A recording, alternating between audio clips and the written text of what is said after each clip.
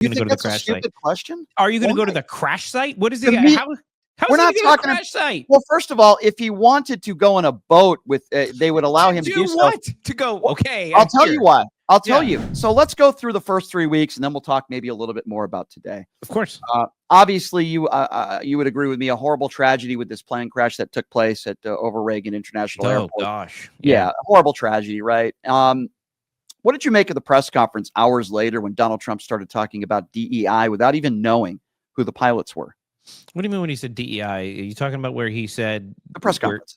Right. Well, what specifically are you talking about with respect to DEI? He brought up DEI hires within the FAA, and a lot of people on the far right didn't mention the fact that he had gutted half of the FAA in his first week in office, and Elon Musk put pressure on the president. They let him go, and they didn't even fill somebody in that seat until the day after the crash.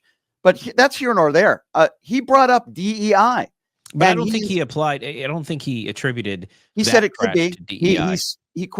When he's asked, are you blaming DEI? His response was, it very well could be. Right, but he didn't make any assertions as to one way or the other. He said that they were going to investigate it. But why even bring that up, though? Why not just say what you just said? We're going to investigate. We're going to see what the issues were. Let the investigation take its course, and then we will make some decision, possibly make some changes. Why even bring up DEI? Well, the simple answer to your question is because he's Donald Trump. That's why. But so he's a douchebag. He's a douchebag. No, I wouldn't say he's a douchebag. That's his style. His style is, he calls it how it sees it. Some people like that. But the reality is you can't look at what happened in DCA and a lot of not just DC, whether it's train derailments, whether it's the responses to other tragedies, whether it's, you have to take a look at whether we're hiring the best and brightest to serve in key roles versus just trying to check a box so people feel good about themselves. I understand that. It's fair to bring it up. Well, I don't know. I disagree with you. I don't think it's fair to bring up DEI when he has absolutely no idea who the pilots even were. I think that's extremely irresponsible. And I do find it interesting that he didn't talk about how he gutted the FAA, and you could look at what he did in his first week in office. They didn't even have a president there because Elon Musk put pressure on the guy to be let go. But I didn't want anybody talking about that the next day. I want the president and I want his administration talking about the people who lost their lives. We're going to be there for them. Let's do a thorough investigation. And then that same day he's asked, are you going to go to the crash site? And he says, what do you expect me to do? Swim? Which I thought was extremely insensitive. It was a stupid question too. So he was answering it. And it's, where are you going to go to the crash? How is he going to go to the crash site? Question? Are you going to go to the crash site? What is it?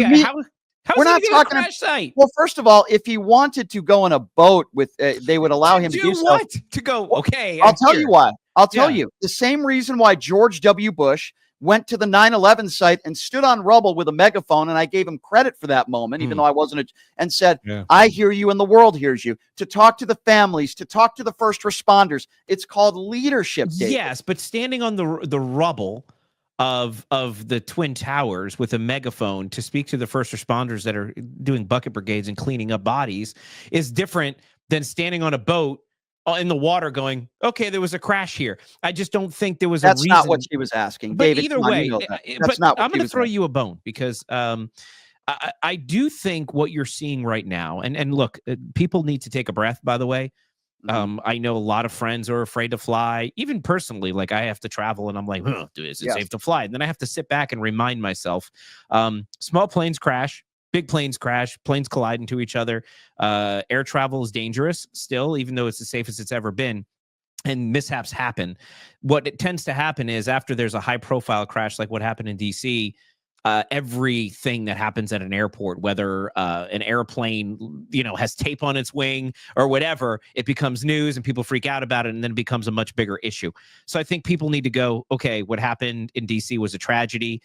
We'll probably find out what happened. It was a symphony of errors. But that being said, air travel is still safe. I don't believe that the crash in Philadelphia or the experimental pilot in California or any of these things are actually related. And so I don't think they're all related to the FAA. But to your point, we're seeing a perfect storm of things happening right now because I don't believe Pete Buttigieg was a very good the Secretary of Transportation. I just don't think he did a very good job. Whether he did or didn't publicly, he didn't ever seem to have a grasp. We saw airline wait times go up. A lot of people were really frustrated with air travel.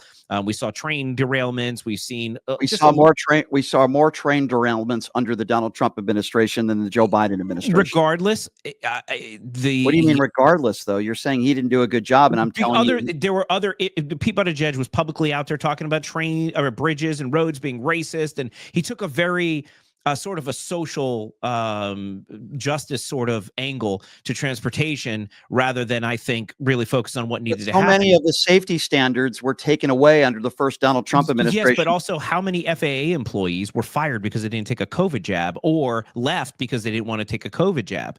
No idea. Do you have the stats on that? I don't have the stats, but there were people who left the FAA during that time. A lot of people left federal service in a lot of different places. But look at what Trump has done and gutted. He gutted half the FAA in the first week. And here's why I say it's a perfect storm. And here's where I'm going to meet you halfway, I think. I do think there is some danger in the approach that Elon has taken. Look, I do think we have a lot of fraud, waste, and abuse. We're starting to see it. And it's good that we clean up government. It needs to be leaner. It's taxpayer dollars. It's not a country club. But that being said, I do grow concerned sometimes when some of these sensitive positions, when that fork in the road email went out and it said, hey guys, your life's going to suck unless you quit. That doesn't really apply to FAA. These guys go to work every day. They're not working at home.